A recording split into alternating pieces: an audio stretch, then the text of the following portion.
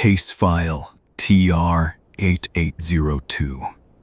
Elias Drum Taxidermy Studio, Rural Route 9, Colburn County, Arkansas. Inspection date, November 3rd. Filed by Colburn County Animal Control Officer Patricia Wexler, Supervising Inspector Dale Yount, and Dr. Marjorie Pell, DVM, representing the Colburn County Humane Society. This case began as a noise complaint.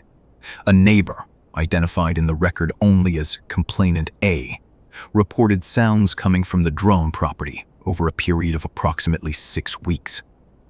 The sounds were described as intermittent, low, not mechanical. The complainant stated they did not believe the sounds were distress calls. They were not screaming, not acute. They were described as the kind of sound an animal makes when it is trying very hard to stay still. Officer Wexler and Inspector Yount conducted a preliminary welfare check on November 1st. Elias Drum answered the door. He was cooperative. He invited them in without hesitation. He offered coffee. The studio was tidy. Tools were organized on pegboards. Reference photographs were pinned in orderly rows. The mounted specimens were positioned throughout the main work floor and along 3 shelves running the length of the east wall. Inspector Yount counted 39 completed pieces and noted in his preliminary report that the workmanship was exceptional, among the finest he had seen in 30 years of animal control work. He noted something else. The studio smelled wrong. Not of decay, of warm animal, of fur and breath, and the faint metallic note that comes with a living body. He attributed this to recent work, fresh specimens not yet processed. He made no further note of it. Elias Drum walked them through the studio. He explained his process in broad terms, sourcing from licensed hunters and trappers, proper permits, standard chemicals. He was articulate. He smiled frequently. He did not seem nervous. They left satisfied. Dr. Marjorie Pell was not on the November 1st visit. She was called in on November 3rd because the complainant, Complainant A, had submitted a follow-up report. The sounds, they said, had changed. They were more frequent, and in the past 2 days, they had begun to sound like something was trying to move. Dr. Pell accompanied Officer Wexler on the return visit. Elias Drum answered the door again. He was still cooperative. He still offered coffee. Dr. Pell entered the studio. She later told this office that her first impression was identical to Yount's. The workmanship was extraordinary. The mounted deer in the center of the room, an 8-point buck posed mid-step, was, in her words, the most convincing specimen she had ever seen. The musculature was correct. The eye placement was correct. The fur lay in precisely the direction it would have on a living animal. She walked toward it. She put her hand on the flank. She said the hide was warm. She said she felt, under her palm, a slow and rhythmic movement. She stepped back. She looked at Elias Drum. He was watching her, with an expression she described as pleased. The way a craftsman looks when someone finally notices the quality of their work. Dr. Pell asked, "When did you acquire this animal?" Drum said, 2019. She asked, "What chemicals do you use for preservation?" He said, "My own formulations." He smiled. He said, "I find the standard methods don't hold the look I want." She asked him to step outside. She asked Officer Wexler to accompany Drum outside. Then she performed a rapid field assessment of every specimen in the room she could reach.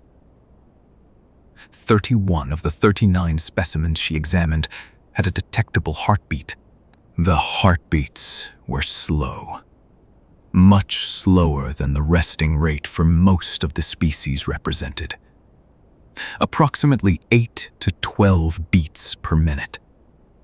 For reference, a resting deer's heart rate is 40 to 50 beats per minute. A resting crow's is approximately 300.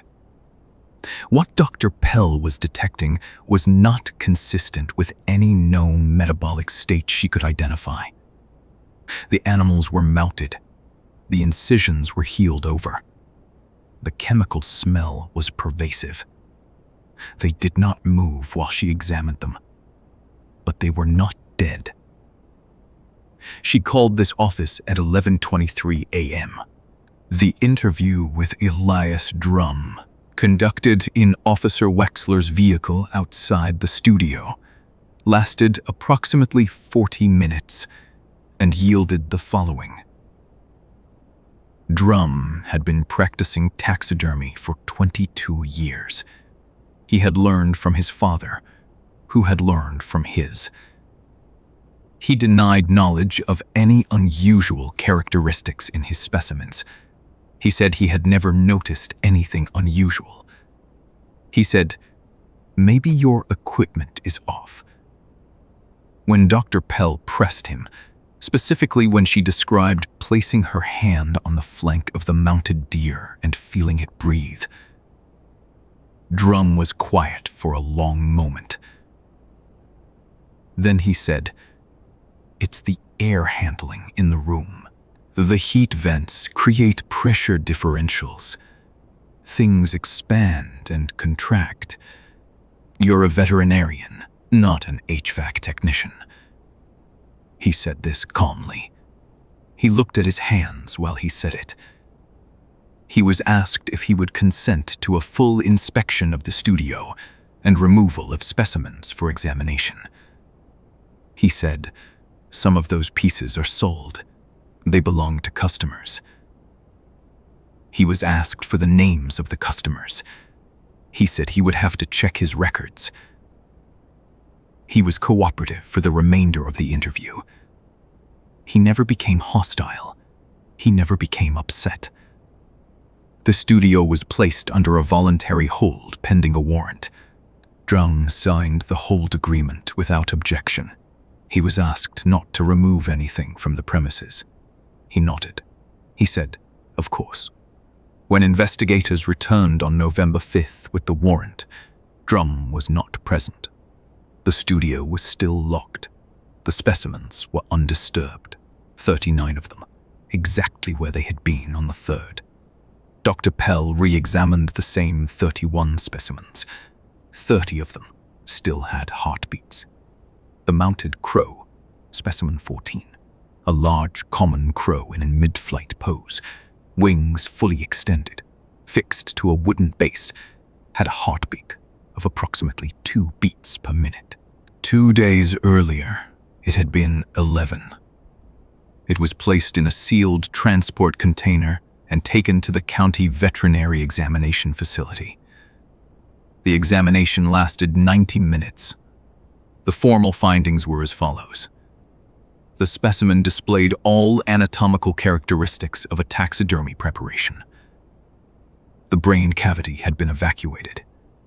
Standard preservation chemicals were present in the tissue. There was no circulatory system intact in the conventional sense. The eyes were glass. There was no anatomical mechanism to account for the pulse Dr. Pell and 2 attending veterinarians confirmed during examination. The pulse was 14 beats per minute by the time the report was finalized. The specimen is currently in a locked freezer at the county veterinary facility. It has been at 32 degrees Fahrenheit for 11 days. Its pulse is down to 3 beats per minute. It has not yet stopped. Elias Drum was located on November 9th, staying at a motel in a neighboring county. He was brought in for a formal interview. He was not under arrest. He came willingly. The interview lasted 4 hours. For the first 3 hours, Drode maintained that he had no knowledge of any anomalous characteristics in his work. He said the specimens were crafted normally. He said Dr. Pell's findings were the result of equipment error. He said he would be happy to demonstrate his technique if it would help clarify matters. In the 4th hour, something changed. One of the investigators, near the end of the session, placed a photograph on the table. A still from the security camera, showing specimen 14 in its transport container. Drum looked at the photograph for a long time. Then he said, "They're not supposed to be this slow." The investigator asked him to explain. Drum said, "The rate is wrong.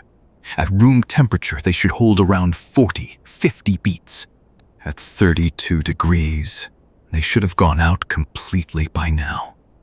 He looked at the photograph again. He said, "That's not how it's supposed to work." He was asked, "How is it supposed to work?" He was quiet for a while. Then he said his father had called it suspension, not preservation. Suspension. The chemicals his father used, and his father before him, were designed to hold the animal in the moment just before death. Not to kill it, not to preserve a dead body, to hold it at the threshold and keep it there. He said, "They don't suffer. They're not aware. They're just suspended." He was asked, "Suspended in what?" He said, "Between." His word, between. He was asked how long this could be maintained. He said, "Indefinitely, in the right conditions." Some of his grandfather's pieces were still going. He said this without apparent distress. He said, "One of my grandfather's deer is in the State Natural History Museum. It's been there since 1962. This office has contacted the State Natural History Museum. The piece in question, a white-tailed deer attributed to the estate of Harlan Drum, acquired 1962, is currently on display in the permanent collection. We have requested an examination." The museum has not yet responded. The 30 specimens remaining in Drum's studio are still on the hold. We are currently working with 3 universities and 2 federal agencies to develop an examination protocol. There is significant disagreement about how to proceed, and in particular about whether what these specimens are experiencing constitutes a welfare concern under existing law. There is no existing statute that applies cleanly. Drum has been released pending further review. He is cooperative. He checks in weekly. He has not returned to the studio. He did ask us during his last check-in whether specimen 14 was still going. We told him it was. He nodded. He said, "Tell them to warm it up." He said it'll be easier on everyone. We have not warmed it up. This case is open. As a note to anyone currently holding a taxidermy specimen that may have been acquired from a studio in Colburn County or from the Drum family line, this office would like to hear from you. We are not here to confiscate your property. We want to understand the full scope of this. We have not yet released any information to the public about the State Natural History Museum inquiry. If you have recently been to the Natural History Museum, if you stopped in front of the white-tailed deer in the permanent collection, the one from 1962 in the low-lit alcove near the east entrance, and if you felt, when you stood there, that something about it was watching you back, you are not wrong. We are working on it.